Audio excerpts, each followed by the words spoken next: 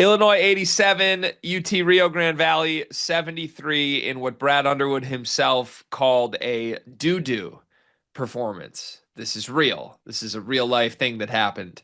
We're going to have a short on that quote. Very funny Brad moment.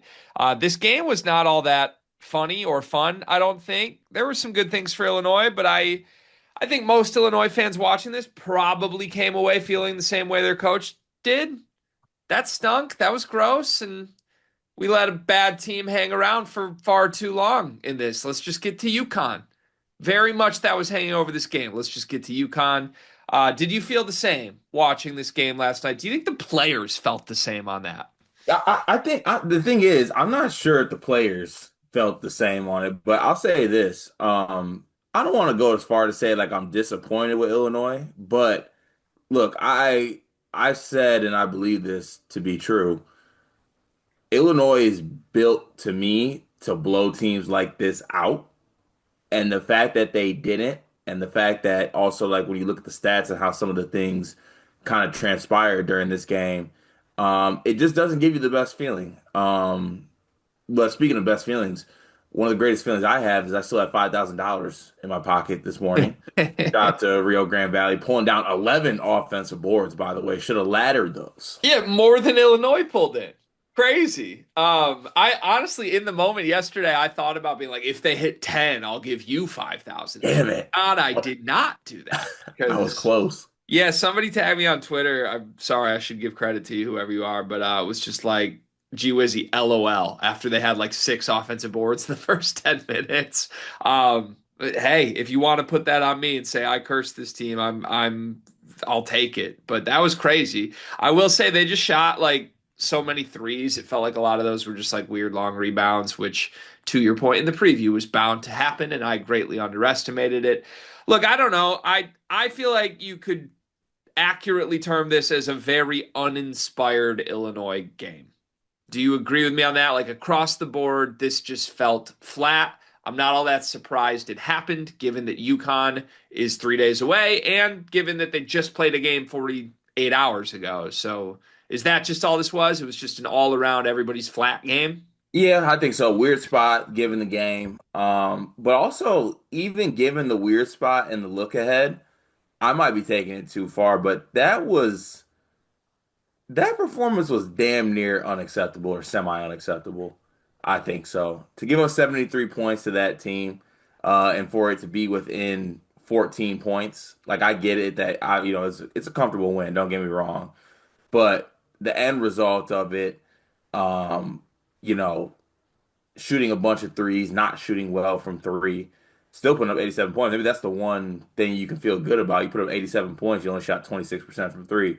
But just kind of an uninspiring performance. I thought Rio Grande Valley was, they didn't get completely dominated on the offensive glass necessarily. Defensively, Illinois didn't force any turnovers really from this team. I don't know. The defense has just been a little bit uninspiring these past couple games. Well, Yeah, not past. Sorry, outside of the first half against LIU, Brooklyn, that was a dominant performance. The second half was not. I think Brad's totally fair to criticize this one. And he's been vocal for a couple games now about the defense. I think we kind of, I don't want to say we laughed it off, but we shrugged at it. Like, yeah, he's complaining, he's doing the Brad thing, but like the defense hasn't actually been all that bad.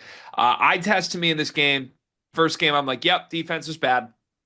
Yep, I see what you're talking about. I just thought like almost every possession, Rio Grande Valley was getting like open shots, and maybe I shouldn't be surprised by that. In the preview, we did talk about how they are an offense you can't take lightly. Like they're a bad mid-major, don't get me wrong, but they're largely bad because they have no answers defensively. Offensively, they're fine. They don't Right. turn it over. They really shoot well from everywhere. There's threats on the court, and that was evident, right? This is how you play a game where you're up 14 against Baylor for 10 minutes. Like there obviously is something with this team you can't just like show up and check the boxes and leave in. To me, that's what Illinois did. It gave them confidence because through 10 minutes of this game, much like the Baylor game, Rio Grande Valley was winning. And, I think the biggest surprise to me, Illinois kind of turned it on in the second 10 minutes of the first half. created separation. I think they were up like 11 or 14 or something late in the first half. The biggest surprise to me was that they never fully pulled away. I thought this was a we're up 11 at half. We'll come out in the second half and blitz them game. That never happened. I Mhm. mean, they blew it out to 19. They never led by 20 once in this game. This was a game they were favored by 30 plus in. So I don't know what you do with that. Again, flat games hit everybody. Like, unless you are one of the more psychotic teams on earth, Purdue's number one team in the country. They've showed up for their big games. They almost lost to Oakland. Like, you can go down the list of flat games. UConn just was up like 19 against a terrible team, a team worse than Rio Grande Valley. So I'm not saying that's surprising. You just named two teams that were missing players though. That's true. Is Illinois healthy? They're not healthy, but they're not missing guys. Guys are back. Guys are back. That's fair. That's fair. Look, I'm not trying to excuse it. If I were Brad, I'd be pissed. I also think Brad got the result he wanted in this game, respectfully. I think Brad got I think two people got the results they wanted in this basketball game.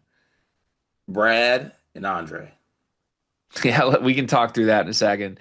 Isn't this the oldest play in the book, though? Like, we've got a top five team that embarrassed us the last time we played them in 3 days. Let's humble our guys and make sure they're paying attention in film. That's the Tom Izzo playbook, right? Yeah, but that playbook's not for everybody, and that's to me grading it. That's three pretty bad halves of basketball. There are some concerning trends, I would point out. Like honestly, maybe four. I mean, four out of the last five halves of basketball have been bad. I know you can't look at it like that. That's not how basketball necessarily is. But like, second half of the Bama game, not good. Right? First half of LIU game, incredible. Second half, bad. Another bad first half, and another bad second half. Yeah, there are some concerning trends for sure. We'll get into them. You mentioned Andre is probably the one guy who's happy with his performance. Once again, I don't think Brad is. I think Brad was very upset with his defense again in this game. But Andre, for the first time this season, led Illinois in minutes played. 31 minutes for Andre Stoyakovich, 24 points, his fourth 20-point game this year. His third game this season, second in a row, where he has made 10 2-point field goals. I mean, this guy's shooting 68% from 2-point range right now. He gets whatever he wants at the rim. It's pretty remarkable. Chipped in 6 rebounds in this game. The very Stoyakovichian line of 0 assists to 2 turnovers. I will continue to beat this drum as Andre continues to have amazing individual assistless performances in which this team doesn't really look amazing. There's a correlation to me between Andre's our best player doing everything great and our team's up 17 against Grand Valley. And people can fight me on that all they want. Repeatedly again, it's a small sample size. This is not Andre's fault. Andre offensively was the only guy who showed up to this game and played amazing. But I'm telling you, and again, get mad at me if you want to. Every coach that has to game plan for Illinois is ecstatic with the result of Stoyakovich ends up being their best player. There's a 3-year history of Stoyakovich doing this on bad teams. The best version of Illinois is not Andre's our leading scorer by 14 points. And he was amazing. But this is trending more towards more and more and more Andre. He led the team in minutes in this game. I think at this point they are trying to have him lead the team in shot attempts. And why would you not? He's shooting 69% from two. It's amazing. But we're also talking about, once again, a game where everybody else looked disengaged. So you tell me, help me sort through this. This is a series of basically my hypothesis from 2 weeks ago. Andre at his best means everybody else isn't. What does Illinois do with that? Yeah, and you know what? I haven't even gotten to that point yet. Here's how I look at it. Stojakovic just isn't that great. That defender stuff is not. I don't know what. I haven't seen that in four halves, five halves of basketball. It's not there. It's not there. He's one of the best 2-point scorers in the country, damn near in my eyes right now. Dude's an unreal, just like he's gonna get to the cup and he's gonna finish. Or he's gonna hit that little mid range. He's got that in his bag.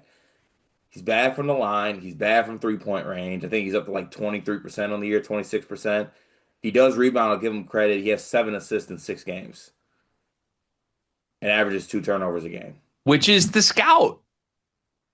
This is the scout. He's an absolute bucket black hole who can power you to wins.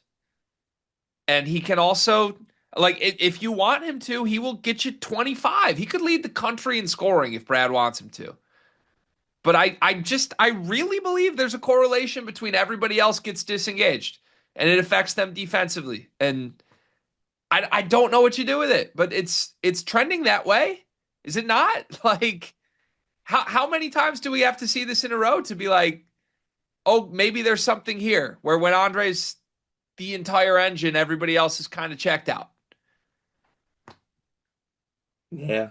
I mean, look, I think that there is it's something I'm monitoring because other guys did not play well. Also, Kylan once again, foul trouble issues are plaguing him. I'm not sure what to do with that, but I feel like he needs to at a certain point tone it back a little bit. I get he's a very aggressive defender, but this game was in foul trouble. Didn't play well in this game. Bama game, he was in foul trouble as well. In that game, you can argue about whether those calls are good or not, but he needs to play well and be on the floor, and he was not in this basketball game. I mean, this keeps coming back to the chicken or the egg thing because this was the same convo we had against what was that game, Bama, and then even like games after. It's like other guys need to play well for us to not go all through Andre. I truly don't know which one comes first. I don't know that there is one that comes first. I think they just come together. But I hear the point, right? Okay, don't make that face. I hear the point. Like if we aren't gonna run everything through the guy who never misses at the rim, then we need Wagler and Boz and Ivisic and Merkovich to be better. I totally agree. I also just think like the mental concept of like, oh, these guys don't have it tonight. Let's just run everything through Andre is kind of like a defeating concept. I would rather like stay persistent to getting the rest of the team going. And if people disagree with me, I'm open to it. Honestly, I'd love to like wish we had access to the staff. I'd love to ask someone on staff about this, truly, how they're like navigating it. I just don't think they have the answer yet. They'll figure it out. There will be games where everyone on the team clicks at once and Illinois will be unbeatable. There will be plenty of games where everybody looks iffy and you've got to go to Andre. But this is like a few too many of those games in a row for me. This is a few too many games where we're like, well, everyone on Illinois was off except for Andre. I don't want that to happen consistently. If it happens once every 3 weeks, fine. This is now 3 of 4 games. I feel like that has happened. And I don't think, like pretty clearly, I don't think that's Illinois at their best. How do you look at these results and say this is the best version? It's not. It's just not. So we'll see where it goes. But again, at the same time, I'm not trying to take away anything from Andre. That guy, he's amazing offensively, dude. He's like an all-American bucket for sure. Yeah, no, he is, and I don't know. It's weird though because the ball movement is actually good in my opinion. It just, you know, I have been noticing a little bit. It stops though. When Andre gets it, it stops. It's not a pass after that. It's not. It is Andre go score once that happens. So it's like move the ball up until the point that it's actually time to do something. But when Andre catches it, it's just time to go. Well, He Card, does it, and he does it very well. it's that it stops and also that he can't space. He's shooting 26% from three this year. He's 1 for 5 in this game. He's a 50% free throw shooter. Like those can change. He might get up to 30 and he might get up to 60. But like this is the scout. He's not a shooter. He's a volume scorer that doesn't pass. So like there can be plenty more of these games. Again, I think if they wanted to, Andre could literally lead the country in scoring. He is that good. I think if Illinois goes down, we want that path, it probably means Illinois is not as good as I want them to be. Like that just is what it is. So we'll see. It's a really confusing thing for me to like mentally debate myself on because I simultaneously it's like, wow, Andre was amazing. And then it's like, wow, I thought Illinois stunk. And that's happened 3 of 4 games now. It's weird. Last note on this, and then I promise I'll stop beating the dead horse on it. He had 17 shot attempts and 0 assists to 2 turnovers. He led the team in minutes. Wagler was the only other player on this team with double digit shot attempts. He had 11. Wagler was 2 for 11 in this game. Obviously, he was not hot. From there, no one on this team had more than 7 shot attempts. Boz, 5. Merck, 4. Tommy, 7. So Andrei Stoyakovich attempted more shots than Boswell, Merkovich, and Ivisic combined. Is that what we want? I think that's what Illinois wants. Is that what you want? Is that what you think is best for Illinois? Even on a night when Andre goes 10 for, or excuse me, 11 for 17. That is objectively amazing. Is that what you want? Is that what you think is best for this team? Look, I think the results of it though, offensively, say it's fine, to be honest with you. That's the one thing that I feel like Illinois is averaging what, probably 90 something points a game. Yeah, the offense is good. I think you're Yeah, right. so like that, so that's the point where I'm just like, I can't. If the offense was bad, I wouldn't harp on it as much. Um, and that brings me to my main point here is their defense stinks. But do you not? Now we're playing the mental emotional game, but as a college basketball player, I'm going to ask you on this. Do you not think it's possible that there's a correlation between all the other Illinois players feeling like they're uninvolved offensively and their Oh, effort defensively? mentally, it is hard to play with a gun who is good, but like it's not coming back. I think all 4 of these starters alongside Andre are checking out defensively because of how uninvolved they are offensively. That is my interpretation on this. And if you want to call me a pot stirrer and say I'm watching every second of these games, that is my interpretation. I don't know how you watch the defense trend in the direction it's trending, where it's effort related. Boz looks like he's checking out of plays even. Like Brad's killing them every single press conference. And simultaneously, you look at what's happening on the offensive end, and everybody's share is getting smaller and smaller. There has to be a correlation on that.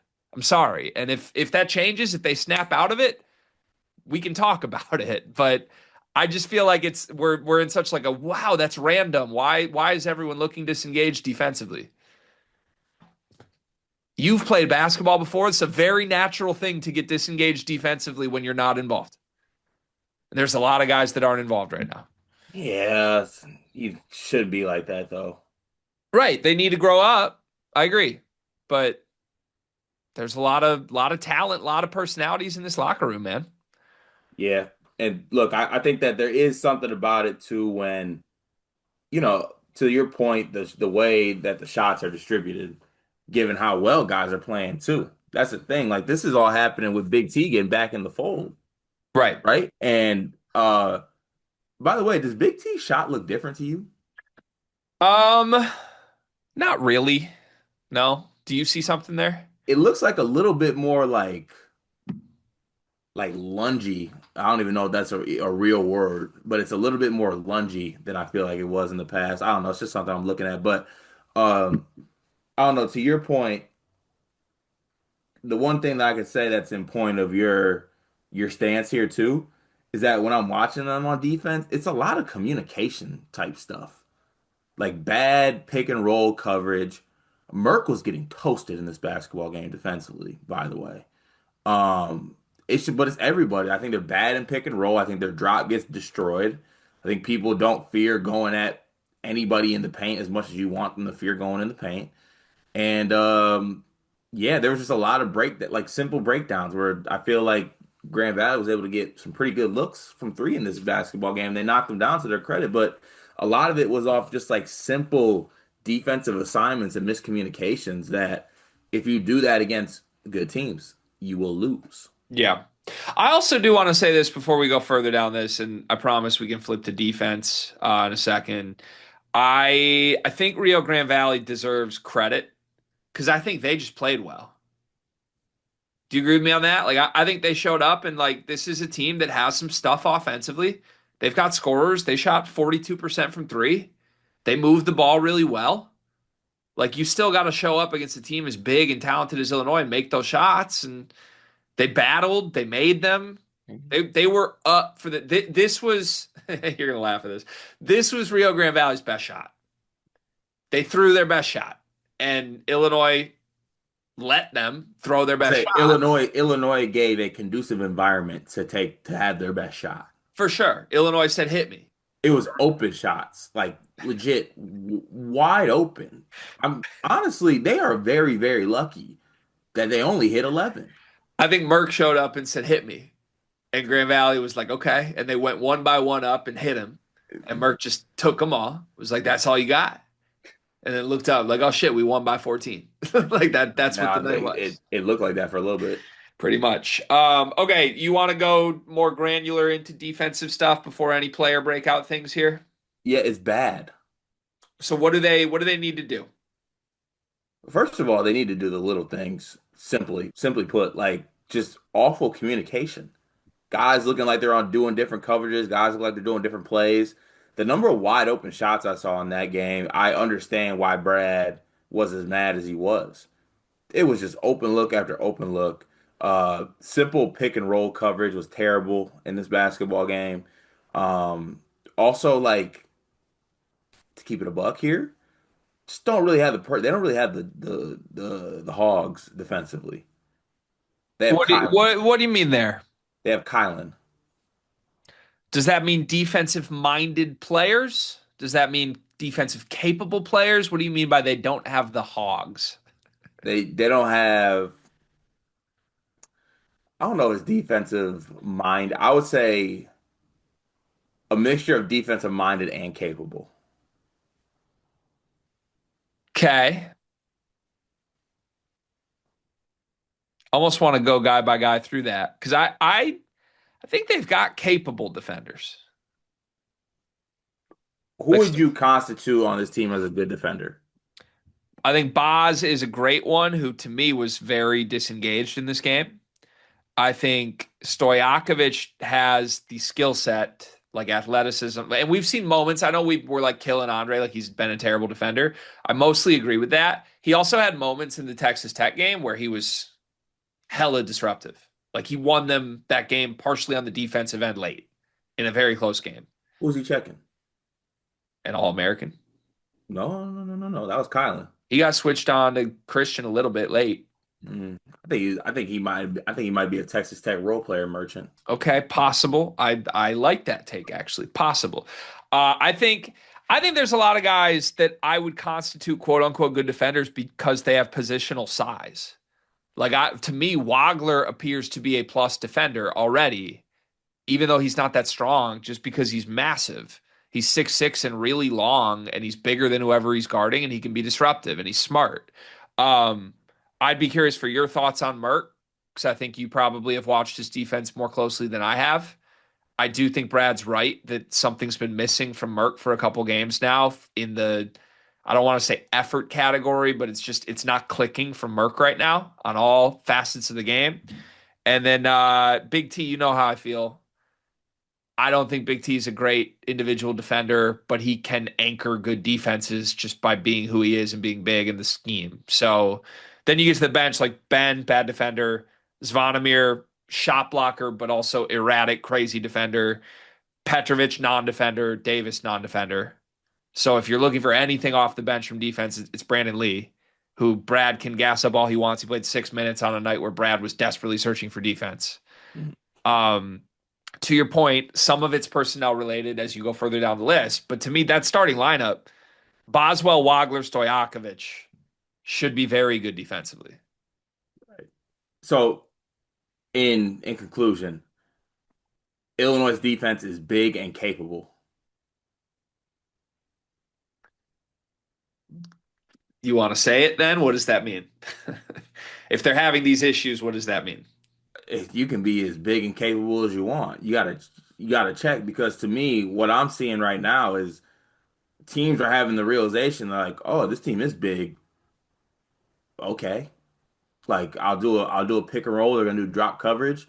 Um, and just quickly to comment on the Merck portion of it, I just think Merck is gonna struggle a little bit with guys that are like stretch 40 a little bit. Yeah, it's I fair. just think he's a little bit slow footed. That's not a damning thing, but I just think I think a lot of fours are gonna sometimes come through that issue.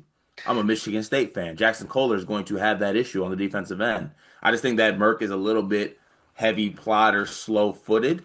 And you see a little bit of that when he plays guys that can bring him out a little bit, maybe be a little bit quicker of foot against him. And also like I think he just kind of has bad pick and roll defense principles. To your point, I think you brought it up that Merck has looked a little bit lost out there.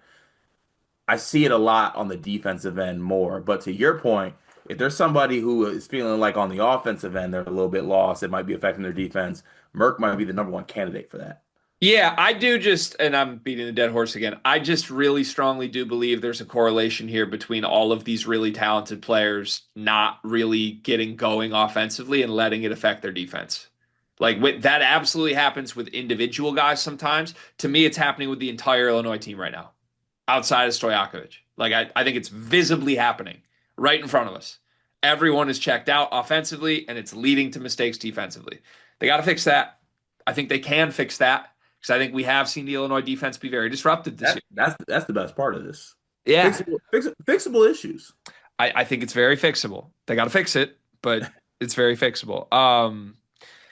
Yeah, I have some Merc thoughts on things that are being said and how he's being the whole Merc situation right now. I want to get to those in a minute. I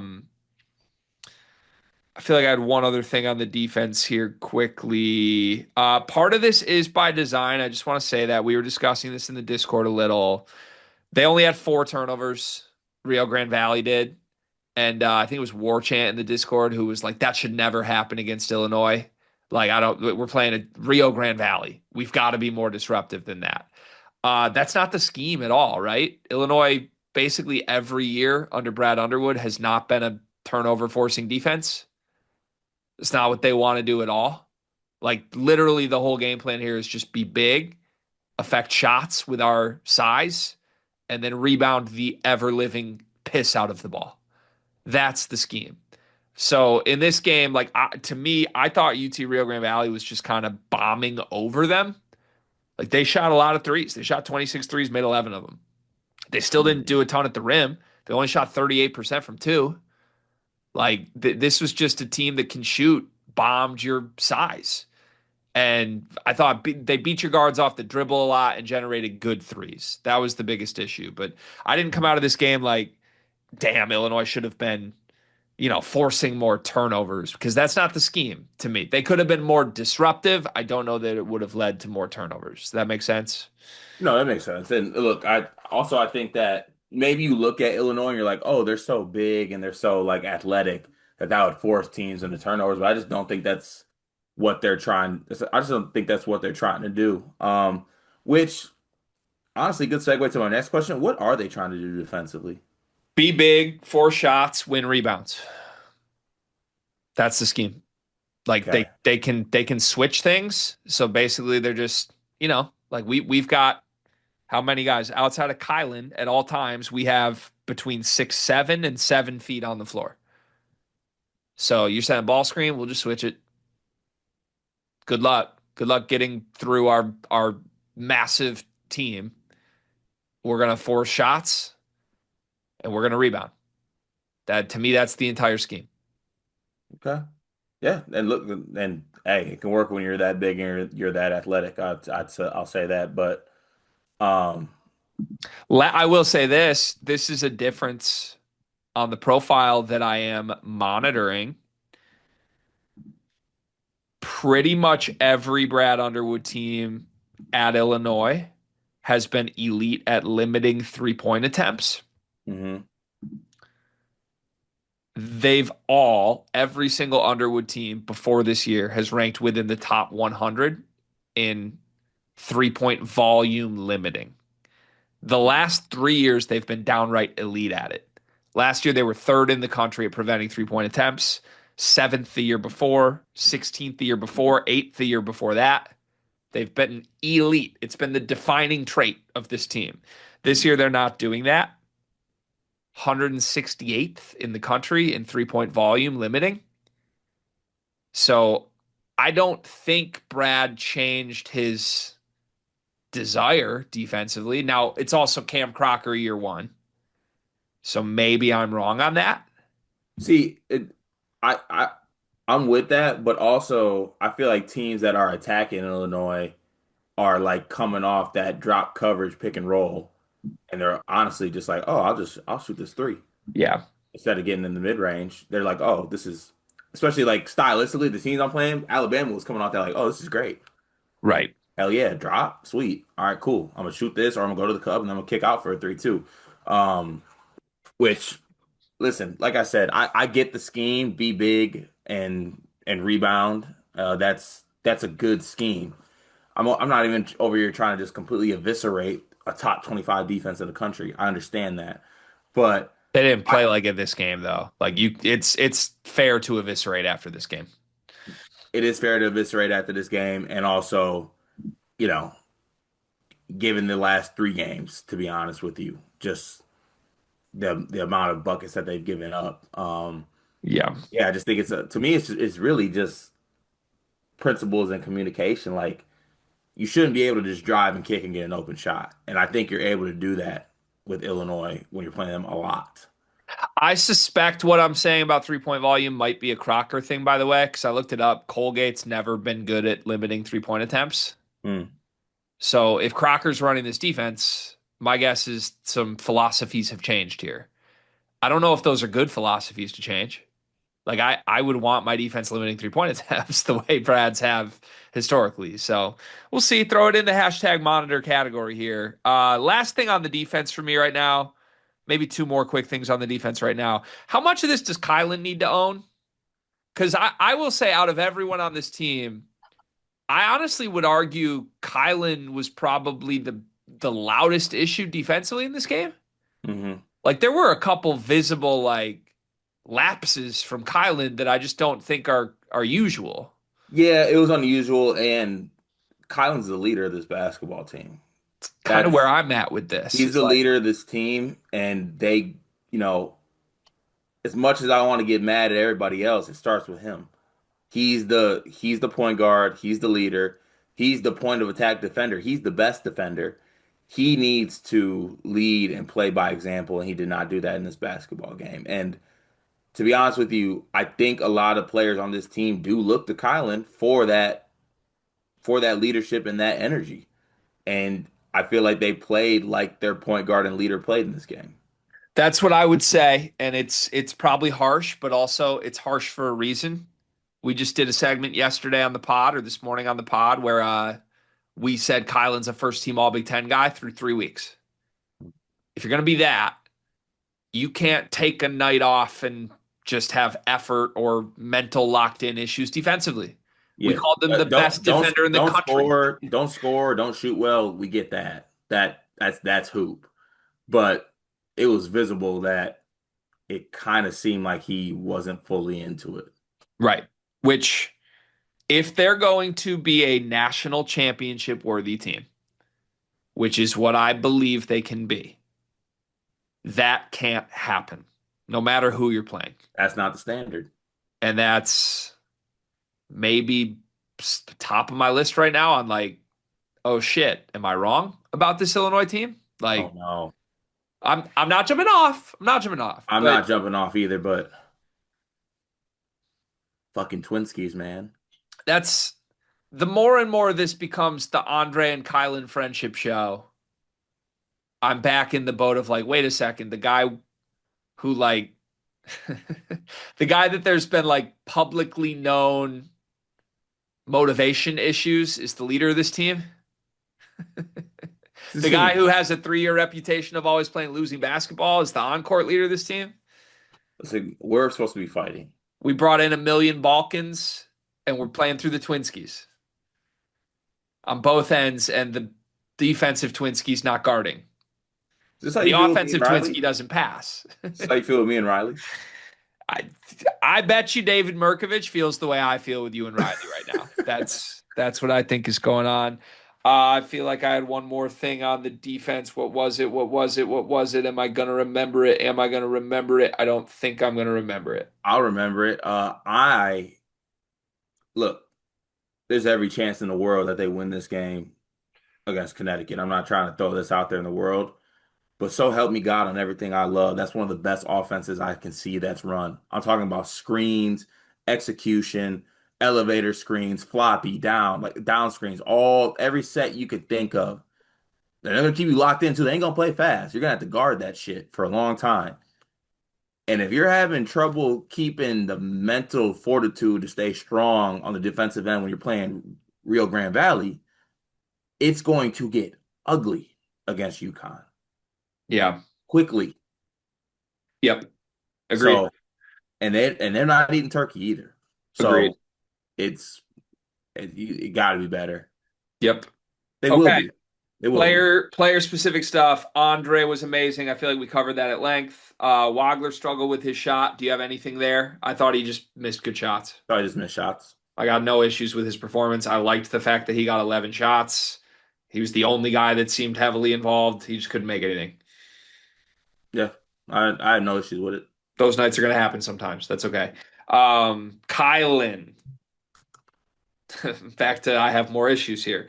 5 shot attempts, 4 of them from three. He goes 0 for 4 from three. He had 3 assists to 1 turnover, 4 fouls in 25 minutes. 6 points, 3 assists. What'd you make of his night? On the offensive end, not the defensive end. I just thought both were bad, to be honest with you. I mean, offensively, he would he would kind of move the ball, which he does very well. Um, but he wasn't hitting the 3-point shot. Wasn't really good from the field either. Did get to the free throw line 4 times, but I don't know. It was just you know, not to just continue to harp on it, but it was a pretty all around awful performance from Kylan, given his standards. Can I float something to you? Of course. We're into the portion where I'm psychoanalyzing everyone on Illinois a million different ways. Like, welcome. If you're new to the program, this happens every Thanksgiving, every feast week, every year that we talk Illinois. I get 3 weeks in and I'm like, let's do therapy on every Illinois player. Is there any chance there's a correlation between Petrovich getting more involved and Kylan getting less involved? Um, I don't think so, but I'll say this.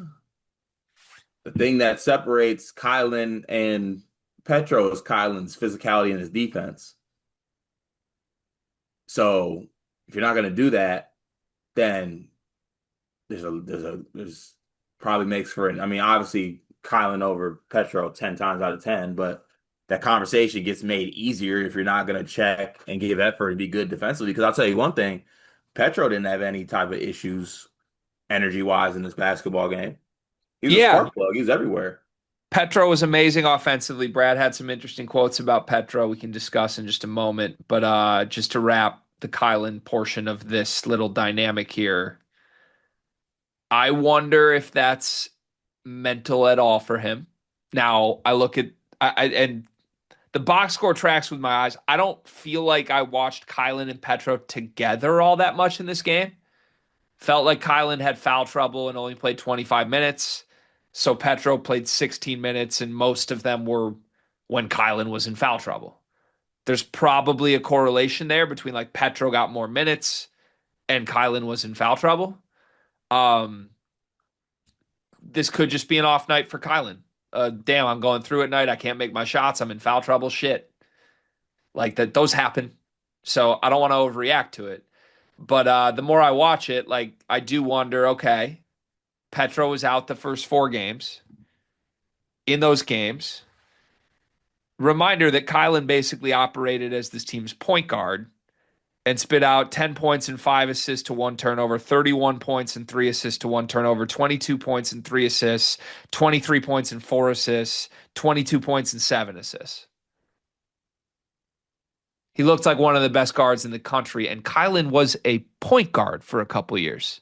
I know Mhm. Illinois has not tried to make him that, but I wonder if it's not a coincidence that like the first time Brad's decided you got to play point guard, he looked pretty amazing for 5 games. And look, he still had opportunities. Like he was the starting point guard for Illinois tonight. But as Petro emerges, I do wonder, like Kylan's very clearly a mental creature, right? You Mhm. just I don't know how you could watch him last season and say he's not affected by his thoughts. Right. So this is the first sign of a crack this season to me. And I don't know if it's a coincidence that like Petro's looking really good and all of a sudden Kylan's starting to overthink a little bit. So we taking the too many Balkans path? I don't want to say that because collecting talent is great, but also like objectively, we're a day removed from saying Big T might be the fifth best player on this team. This team's got an overload of talent. Like this team has six no doubters should be starters. Somebody can't. Right now it's Petrovic that can't. I don't know if that's going to last forever, but I mean even point blank, like if I were Petro, a top 5 MVP candidate in the Adriatic League, 22 years old, and I'm coming here for 11 minutes a game behind Kylan, I would be like, what am I doing? Mm. So, look, I think they're fine. This team clearly loves each other. Like, they clearly love each other, but there's a lot of talent here. And they're going to have to like move around roles a lot, I think, this year. And I wonder if that's weighing on any of these guys. A 2-year plan for Petro. Could be a 3-year plan, right? You could be here 3 more years. That's insane. Job. Or just back to the Adriatic League. Yeah. What'd you make of Petro though? Because I thought he was amazing offensively again. He's fun. He's fun. Thought I saw Braden Smith out there for a second. How about you? What was that? Did you see a little Braden out there? I saw no Braden. Really? Not even a little bit? I saw a very fun, great player. That I mean, I guess that's similar to Braden, but The Gonzaga one.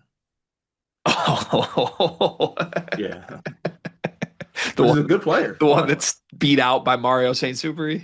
Yeah. Okay. No, but I liked his minutes. I think that I think he does a great job of making the right making the right pass, making the right play. He's quick, he's fun, he's tiny. So that makes it even more fun. He's He not going to looks help so the small. defense. Huh? He's not going to help the defense. Oh no, no. I don't think there's anybody that's going to help the defense. That's why Brad tries to say that it's Brandon Lee, but that's because like Brandon Lee's the best defender out of a group of non-defenders. Okay. Yeah, I'm simultaneously really interested in more Petro because as a guy who's sitting here like I want more ball movement, Petrovic would answer all of that. I think the best offensive possessions this team had tonight were when Petrovic was on the floor. So I'm very interested in that. At the same time, as we talk through how frustrated I am with the way this offense goes, we're also like, well, defense is the issue, not offense. So if you're trying to fix the biggest issue with this team, I don't think you can really go to more Petrovic. Brad said after this game, I was surprised this was the quote, but he had a great game, and the question was basically, what did you see from Petrovic? Are you, is this a sign of things to come? Are you going to get him more involved in the future? And Brad was like, to be honest, I don't know. To be honest, I don't know. We have a really talented team, and we're still figuring out roles. It felt like an odd thing to say after this game. Like I'm not all that convinced they want Petrovic doing more. Mm. So, do you think that's the right outlook? What would you want from Mihailo Petrovic role wise on this team? With all due respect, I kind of feel like this is the role I want him in. I'm focused on the others. focus on my top guys in this situation. I think whatever you get from Petro in his 10-minute cameos, 9-minute cameo, depending on what it looks like, it's just a plus. But I'm more so just focused on what's going on with the top guys on the team. I think it's best for Illinois if this is what it is. I will say this. I want him getting 16 minutes, not nine. Like now that we've seen 3 games from him, I think he pretty clearly deserves like 20 minutes a game on this team. If he's going to be off the bench, Well, you can do that because you don't need 6 minutes from Brandon Lee. I don't even think you need 9 minutes from Jake Davis, to be honest with you. yeah, just trim the rotation a little bit, cut a couple guys out of it, and put more on Petro, and I'm happy. I Yeah. think he deserves that. But I will also like psychoanalyzing again. I wonder if at some point this season there's a version of this team where Petro's in the starting lineup and it could be the highest ceiling version and he's playing 30 minutes a night. In the starting lineup for who? See, that's the thing. This team truly has 6 starters. Like that, there is no reasonable argument to remove any of the 5 starters right now. But if I wanted to play the long game, I think bringing Wagler off the bench gets you year 2 of Wagler. Yeah. And okay, and I'm trying to picture what it looks like for Wagler too, just like getting his minutes and getting like is it a different role off the bench? Like is he coming in and like No, I don't want any of the top 6 in a different role. I really don't. okay, So I think you could get to a point where the top 6 on this team are all playing 30 minutes and everybody's really involved and it feels like a starting line would be shitty defensively. that's the thing. But so Unless Andre picks it up. here's what I'll say. If Petro's happy, you don't change a thing. Hmm. But like I kind of I don't know. I'm thinking out loud here. If I'm Petro, I would probably be watching this performance from the starters like why am I not playing more? Yeah. I'm an MVP candidate from the Adriatic League who's 22 years old, and everyone involved in this program keeps saying you want me to be freshman Andre Curbelo. I Googled that. I chat GPT'd it. Y'all are crazy. Like I'm just saying. So he looked great tonight, right? Yeah. I'm probably creating something that doesn't exist, but it was hard not to think about it as I walked because when I heard Brad's quote, I was just like, wait, what? Like you Mm. can't just be like, yeah, we want to get Petra more involved. He's like, yeah, I Yeah. don't know, to be honest. Like Especially after that game. it's so weird to me that he answered that question that way. Humrickhouse, Davis, both quiet. Davis hit a three. Ben Humrickhouse, 0 points, 8 rebounds, 0 for 2 in 20 minutes. Is there a world where we phase both of these guys out by the end of the year? Uh probably. I'm also just like maybe this leads to the disappointment of it all. It's like they went so deep into the bench looking for something from anybody outside of Andre, and they got it from Petro. Thought this would have been a great moment for like Jake Davis to, fulfill the prophecy that Brad Underwood wants for him as this like rebounding, shot making demon, or Ben Henrichhouse to, do something offensively outside of rebound. He did rebound, so you give him that 8 rebounds. But yeah, I don't know. I think it's time to trim this rotation. Okay. I think I Time to agree. trim. I think I agree with that. Okay. I feel like I'd want 2 more things. 7th on KenPom prior to this game. They dropped to 14th. Do you buy that? It's very early. There's big fluctuations game to game in the analytics right now. But I mean, we had this team sitting at third on KenPom 2 weeks ago, down to 14th right now. Yeah, this team looks like the 14th best team in the country. Feels like they've stagnated a little bit. Yep. Amazing start to the year, and now it's been like kind of just Oh no. There Tech. hasn't. I mean, No, no, no, no, no, no, no, no, no, it no, no, no, hasn't. no, no, no, no. That's not No, what we're doing. no, Greg. No, It's again, dude. no, it's It's again with the ceiling. no, it's not. It- No, it's not because this year's team isn't playing to its floor like crazy. And if they are playing to their floor, the floor is higher than it's been previously. Like previous versions of Illinois had a disaster game by now. This team's 6-1 and hasn't had a disaster night. Last night was the closest thing to it when we won by double digits. What makes it a disaster? Like an embarrassing loss, Okay. which I mean, Dan Hurley post tryptophan is waiting. So we'll see. Last one for me concerning trend. I need a how concerned are you on this? Illinois shot 26% from three in this game.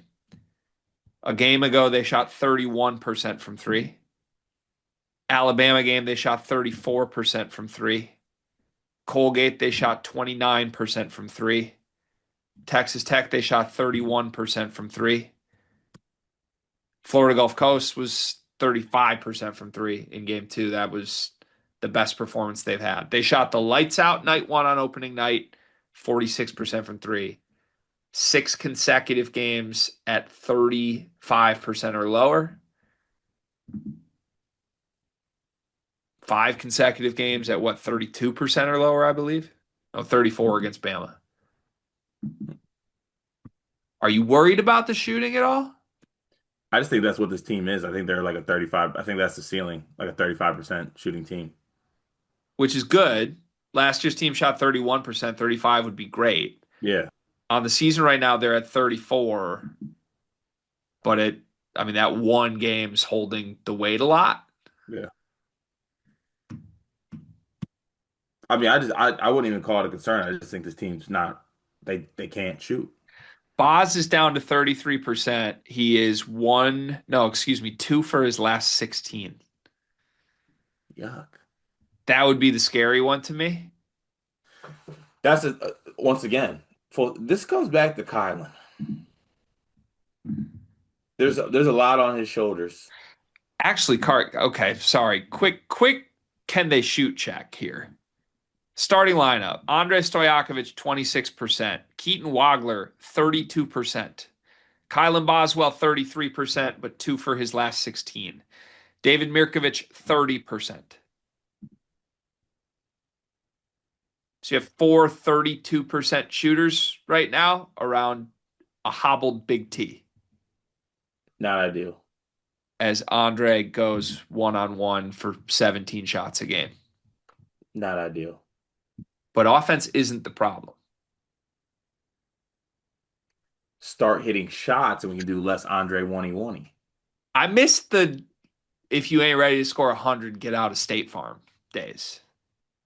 Because we wouldn't care about defense if this team could shoot or Andre could pass. but they But can't do. actually, bonus, if the team can't shoot, we don't care that Andre can't pass. Yes. Oh, it's clicking for me now. So knock down shots. Huh?